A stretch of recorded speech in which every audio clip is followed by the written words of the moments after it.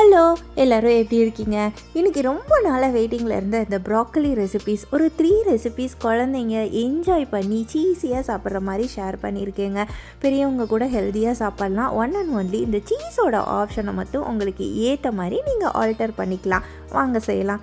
First ரெசிப்பியாக நல்ல creamy cheesy broccoli பன்னீர் ப்ரெட்டெல்லாம் போட்டு செய்கிற ஒரு கெசரோல் தாங்க. ஸ்டவ் டாப்லே பண்ணிடலாம். ரொம்ப சிம்பிள் அண்ட் ஈஸி தான். நான் 3 ரெசிபிக்குமே இந்த அளவில் ஒரு பூவில் தான் பண்ணியிருக்கேன். நல்ல பெரிய சைஸ் ப்ராக்கலி ஒரு பூவில் எல்லா ரெசிப்பியும் பண்ணியிருக்கேன். அதை நோட் பண்ணிக்கோங்க.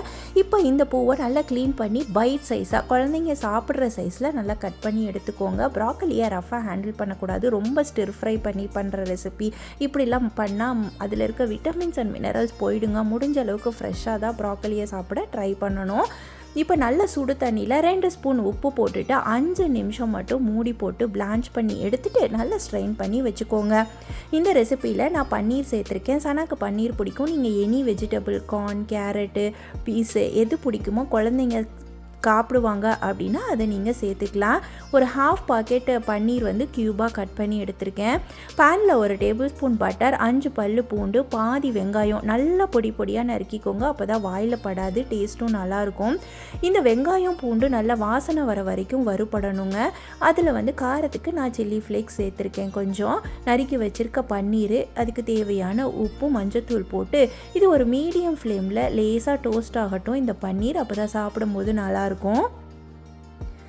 இந்த அளவுக்கு நல்லா டோஸ்ட் ஆனோன்னா இதில் ஸ்ட்ரெயின் பண்ணி வச்சுருக்க ப்ராக்கலியை போட்டு ஒரு பரட்டிக்கலாம். நீங்கள் இதே ரெசிபியை அப்படியே காலிஃப்ளவரில் கூட பண்ணலாம். ரொம்ப டேஸ்ட்டாக இருக்கும். இதை ஒரு பரட்டிட்டு ஒரு சூப்பர் ஹெல்த்தியான க்ரீமியான சாஸ் நம்மளே பண்ணிடலாமா? ஒரு 1/4 கப்பு முந்திரி பருப்பை தண்ணியில் ஊற வச்சு எடுத்துகிட்டு 1/4 கப்பு பாலோட பேஸ்ட்டாக அரைச்சி எடுத்திருக்கேன். நீங்கள் முந்திரி பருப்புக்கு பதிலாக பாதாம், வால்நட், பிஸ்தா எனி நட்ஸ் எடுத்துக்கலாம். உடம்புக்கும் நல்லது, டேஸ்ட்டும் சூப்பராக இருக்கும். இதை நல்லா க்ரீமியாக அரைச்சிட்டு இதில் அப்படியே சேர்த்துக்கோங்க. இதில் ஒரு மல்டிகிரெயின் ப்ரெட்டு சும்மா பிச்சு போட்டிருக்கேன். பார்மசான் சீஸ் ஒரு கையும், மொசரல்லா சீஸ் ஒரு கையும் போட்டுட்டு பிஸா சீசனிங் போட்டு ஒரு 5 நிமிஷம் லோ ஃப்ளேமில் மூடி போட்டு விட்டுருங்க. இப்போ இந்த சீஸ் வந்து குழந்தைங்கன்னா கன்சிடர் பண்ணவே வேணாம், தாராளமாக சாப்பிட்லாங்க. பெரியவங்கன்னா உங்களுக்கு ஏற்ற மாதிரி நீங்கள் அட்ஜஸ்ட் பண்ணிக்கோங்க சீஸோட குவான்டிட்டி. பட் இந்த ப்ராக்கலியோட பார்மசான் சீஸ் அவ்வளோ சூப்பராக இருக்கும். கொஞ்சமாவது போட்டு சாப்பிடுங்க. ரொம்ப ரொம்ப டேஸ்ட்டாக இருக்கும். அவ்வளோதான், க்ரீமி கேசரோல் ரெடி. அடுத்த ரெசிபி லஞ்ச் பாக்ஸுக்கு சூப்பர் சீஸியான ப்ராக்கலி பராத்தா. ரொம்ப நல்லா இருக்குங்க. இது பன் பராத்தா மாதிரி நல்ல உப்பி சாஃப்டாக உள்ள பாக்கெட் அவ்வளோ சூப்பராக வரும். டேஸ்ட்டும் அட்டகாசமாக இருக்கும். சைட் டிஷ்ஷே தேவையில்லை. சிம்பிளாக ஒரு கர்டோ மயோவோ தொட்டு கூட குழந்தைங்க என்ஜாய் பண்ணி சாப்பிட்லாம். உடம்புக்கும் ரொம்ப நல்லது. அதே சைஸ் ப்ராக்கலி ஃப்ளவரை நான் கட் பண்ணிவிட்டு ஸ்டீம் பண்ணி எடுத்துக்கிறேன். நீங்கள் பிளான்ச் பண்ணியும் எடுத்துக்கலாம். 5 நிமிஷம் மட்டும் ஆவியில் வச்சு எடுத்துக்கோங்க. இப்போ நான் இதுக்கு 1 கப்பு கோதுமை மாவு, 1 கப்பு மைதா ரெண்டும் சம அளவாக எடுத்திருக்கேன். நீங்கள் ரெண்டுமே ஒரே மாவாக கூட நீங்கள் எடுத்துக்கலாம். ஒன்றும் பிரச்சனை இல்லை. ரொம்ப நாள் ஆச்சு இந்த மைதாவில் எதாவது பண்ணி வாங்கி அப்படியே இருக்குது. அதனால் நான் அதை 1 கப்பு எடுத்துக்கிட்டேன். தேவையான உப்பு, 1 ஸ்பூன் சர்க்கரை, 1 ஸ்பூன் வந்து தயிர், 1/4 டீஸ்பூன் பேக்கிங் பவுடரு. நல்ல தயிரை கலந்துட்டு மாவோடு சேர்த்து பிசைஞ்சிட்டு அதுக்கப்புறம் வெதுப்பான பால் சேர்த்து கொஞ்சம் சாஃப்டான மீடியம் சாஃப்டான டோவாக பிசைஞ்சிக்கலாங்க. இதில் ஒரு டேபிள் ஸ்பூன் அளவுக்கு நல்ல சாஃப்டான வெண்ணெயை இந்த மாதிரி மாவை சேர்த்து பிசைஞ்சதுக்கப்புறம் கடைசியாக மாவில் வச்சு அந்த பட்டர் வந்து மாவோடு சேர்ற வரைக்கும் ஒரு 10 நிமிஷம் நல்லா அழுத்தி பிசைஞ்சு கொடுங்க. கையிலையே ஒட்டாமல் மாவு நல்ல பஞ்சுன்னு பந்து மாதிரி வந்துடும். இப்போ இது ஒரு 20 நிமிஷம் ரெஸ்ட்டில் இருக்கட்டுங்க. உரமாக வச்சுக்கலாம்.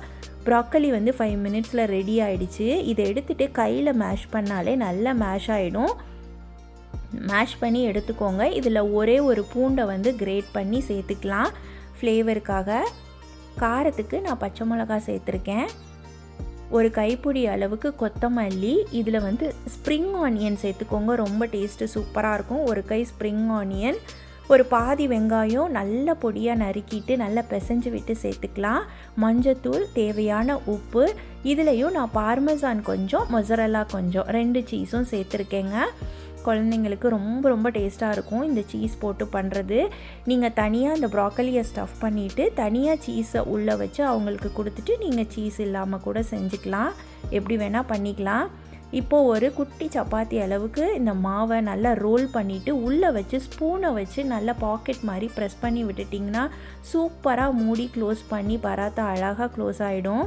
ஃபிங்கர்ஸ் வச்சே அந்த எட்ஜஸ்லாம் க்ளோஸ் பண்ணி எடுத்துருங்க. மாவு சாஃப்டாக இருக்கனால ரொம்ப சிரமப்பட வேணாம், தேய்க்கவும் ஈஸியாக இருக்கும்.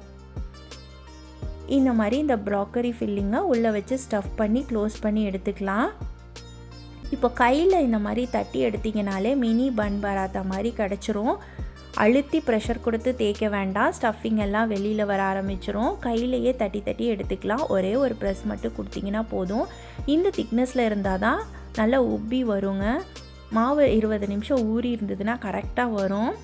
அதே மாதிரி இப்போ அடுப்பு வந்து நல்லா சூடானோன்னா மீடியம் ஃப்ளேமுக்கு கொண்டு வந்துட்டு இந்த பராத்தாவை போட்டு மூடி போட்டு வைங்க. அப்போ தான் நல்லா உப்பி வரும்.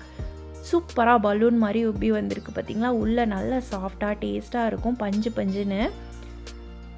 இந்த மாதிரி லேசாக தண்ணி தெளிச்சிக்கலாம். கல் ரொம்ப சூடாயிடுச்சுன்னா டக்குன்னு கருத்து போயிடும். தண்ணி தெளிச்சிட்டு மூடி போட்டு வச்சிங்கன்னா நல்லா உப்பி வந்துடும். லிட்டு போட்டு க்ளோஸ் பண்ணால் தான் இந்த மாதிரி பராத்தா உப்பி வரும். இப்போ நம்மளோட broccoli cheese paratha ready. Try பண்ணி பாருங்கள், ரொம்ப டேஸ்ட்டாக இருக்கும். இந்த ஒரு ரெசிபிக்கு இன்ட்ரோவே தேவைப்படாது. கொஞ்சம் பேர் வெயிட்டிங்கில் இருந்த ப்ராக்கலி பேட்ஸ் பீட்ஸா தான் நான் இன்றைக்கி பன்னீர் பீட்ஸாவாக பண்ணியிருக்கேங்க. இது செய்ய ஆரம்பித்ததுலேருந்து எங்கள் வீட்டில் கொஞ்சம் பீட்ஸா வெளியில் வாங்குறதே கம்மியாயிருச்சு. வாரத்தில் ஒரு நாள் கூட செஞ்சு சாப்பிட்லாம். சனாக்கு ரொம்ப பிடிச்சிருக்கு. ரொம்ப கிறிஸ்பியாலாம் வராதுங்க, சாப்பிட்றதுக்கு செம்ம டேஸ்ட்டாக இருக்கும். குழந்தைங்களுக்கு ரொம்ப பிடிக்கும். ஒரு ப்ராக்கலி ஃப்ளவரை பிளான்ச் பண்ணி இந்த மாதிரி ஸ்ட்ரைன் பண்ணி எடுத்திருக்கேன். இந்த ஃப்ளவருக்கு இந்த சைஸ் உருளைக்கிழங்கு ஒன்று தேவைப்படும். தோலை சீவிட்டு தண்ணி அடியில் வச்சுட்டு இந்த பெரிய சைஸ் கிரேட்டர் நல்லா திருவி எடுத்துக்கோங்க. தண்ணியில் இந்த ஸ்டார்ச் எல்லாம் கழுவி எடுத்து பிழிஞ்சிட்டு சேர்த்துக்கலாம். இது இந்த ப்ராக்கலி பேட்ஸ் பீட்சாக்கு ஹெல்ப் பண்ணுங்க, கிறிஸ்பினஸ் வரத்துக்கு. இந்த உருளைக்கிழங்கு ரொம்ப சூப்பர் டேஸ்ட்டாக இருக்கும். இந்த மாதிரி நல்லா தண்ணியில் அலசியே பிழிஞ்சு எடுத்துக்கோங்க. இப்போ இந்த வேக வச்ச ப்ராக்கலியை மிக்சரில் ஒரே ஒரு பல்ஸ் மட்டும் கொடுத்து எடுத்து சேர்த்துக்கிட்டு இதில் பிழிஞ்சு வச்சுருக்க உருளைக்கிழங்கை சேர்த்துக்கலாம். பைண்டிங்க்கு ஒரு எக்கு சேர்த்துக்கலாம். எக்கு வேண்டான்னு ஃபீல் பண்ணிங்கன்னா கொஞ்சமாக 1லேருந்து 2 ஸ்பூன் கடலை மாவு சேர்த்துக்கலாம். இந்த பார்மேசான் சீஸ் கூட பைண்டிங்க்கு ஹெல்ப் பண்ணுங்க. அதோட அளவையும் நீங்கள் கூட சேர்த்துக்கணும். வேணும்னா சொல்லுங்கள், நான் தனியாக ரெசிபி கொடுக்குறேன். ஒரு எக்கு, கொஞ்சமாக garlic powder, onion powder, pepper, salt, கொஞ்சம் மஞ்சத்தூள் சேர்த்துருக்கேன். இதை நல்லா கிளறி விட்டுக்கலாம். நான் அளவுகள் எல்லாமே நான் இங்கே மெசேஜில் கொடுக்குறேன். இதில் 1/4 கப் அளவுக்கு பார்மேசான் சீஸ் சேர்த்துக்கணுங்க. இது டேஸ்ட்டும் சூப்பராக இருக்கும். அதே மாதிரி இந்த பீட்சா பைண்டிங்க்கும் இந்த சீஸு தாங்க ஹெல்ப் பண்ணும். மிஸ் பண்ணாமல் சேர்த்துக்கோங்க. ஃபேட்லெஸ் ஆப்ஷன் கூட கிடைக்கிது, நீங்கள் அதை கூட ட்ரை பண்ணலாம். இப்போ வெஜிடபிள்ஸை வெளியில் எடுத்து வைக்கிற பசங்களுக்காக இதிலேயே சேர்த்துடலாம். அது ஒரு ஆப்ஷனாக நான் கொடுத்துருக்கேன். நீங்கள் எனி வெஜிடபிள் இதில் சேர்த்துக்கலாம். நான் கேப்சிகம், ஆலிவ் சேர்த்துருக்கேன்.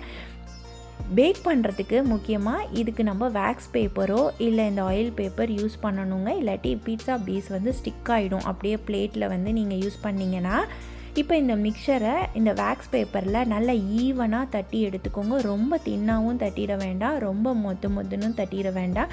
மீடியமாக தட்டி எடுத்துக்கோங்க. அப்போ தான் பீட்சா கட் பண்ணி எடுக்கும்போது சூப்பராக வரும். ரொம்ப திக்காக தட்டிடாதீங்க, அதே மாதிரி ரொம்ப ஒட்டி பேப்பர் மாதிரியும் தட்டிடாதீங்க. இப்போ 380 டிகிரி செல்சியஸில் ஒரு 25 மினிட்ஸ் ஆகுங்க. பக்கத்தில் கொஞ்சம் அடிக்கடி பார்த்து செக் பண்ணிக்கோங்க. பிடிச்ச பீஸா டாப்பிங் எடுத்துக்கலாம். சாஸும் உங்களுக்கு என்ன பிடிக்குமோ எடுத்துக்கலாம். சிம்பிளாக மயோ கூட போட்டுக்கலாம், ரொம்ப நல்லாயிருக்கும். இல்லை கெச்சப் யூஸ் பண்ணாலும் நல்லாயிருக்கும். நான் நம்மளோட பன்னீர் அண்ட் கேஷ்யூ சாஸ் எப்போயுமே வீட்டில் வச்சுருப்பேங்க. அதோட ஷேஷ்வான் சட்னி ஒரு ஸ்பூன் போட்டு எடுத்துக்கிட்டேன். இப்போ ஒரு 20 மினிட்ஸில் சைடெல்லாம் ப்ரௌன் ஆகி இதில் இருக்க மாய்ஸ்சர்லாம் ரிலீஸ் ஆகிருக்கும். முக்கியமாக நல்லா ஹார்டாக இருக்கும். இந்த ஸ்டேஜுக்கு வரணும். தொட்டு பார்த்திங்கன்னா நல்லா ட்ரையாக ஃபீல் ஆகணும், சாஃப்டாக இருக்கக்கூடாது. இப்போ நீங்கள் சாஸ் எல்லாம் மேலே போட்டு டாப்பிங் போட்டு பிடிச்ச அளவுக்கு சீஸ் நீங்கள் சேர்த்துக்கலாம். மொசரெல்லா வேணும்னா சேர்த்துக்கலாம், இல்லை வேண்டானா விட்டுறலாம். குழந்தைங்களுக்கு சீஸ் கண்டிப்பாக போட்டு கொடுங்க, ரொம்ப நல்லாயிருக்கும்.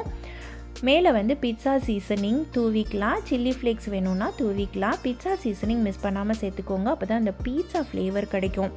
இதை அப்படியே திருப்பி 7 மினிட்ஸ் அதே 380 டிகிரி செல்சியஸில் வச்சு எடுத்துக்கோங்க. மிச்சம் இருக்கிறத நீங்கள் அப்படியே தோசைக்கல்லில் பேட்டிஸ் மாதிரி போட்டு பீட்சாவாக தட்டி கூட கொடுக்கலாம், ரொம்ப நல்லா வருங்க. இப்போ 7 மினிட்ஸ் ஆகிடுச்சு. சீஸ் எல்லாம் மெல்ட் ஆகி சைடு இன்னும் கொஞ்சம் டார்க் ப்ரௌனாக இருக்கும், நல்லா ஹார்டாக இருக்கும் பீட்சா. கண்டிப்பாக இதை ஆற விடணும். ஆற முன்னாடி கட் பண்ணி எடுக்காதீங்க. இது ரொம்ப சூடாலாம் சாப்பிட முடியாதுங்க. கொஞ்சம் வெதுவெதுப்பான சூடில் கட் பண்ணி எடுத்திங்கன்னா சூப்பராக இருக்கும் பீட்சா. அப்படியே ஸ்லைஸாக வந்துடும். டேஸ்ட்டும் அல்டிமேட்டாக இருக்கும். பேஸ் பார்த்திங்களா நல்லா குக்காக இருக்குது, செம்மையாக இருக்கும். என்ஜாய் பண்ணுங்கள். இதே மாதிரி வேறு என்ன இன்க்ரீடியன்ஸை யூஸ் பண்ணி ரெசிபி வேணும்னு நெக்ஸ்ட்டு கமெண்ட் பண்ணுங்கள். தேங்க்ஸ் ஃபார் வாட்சிங்.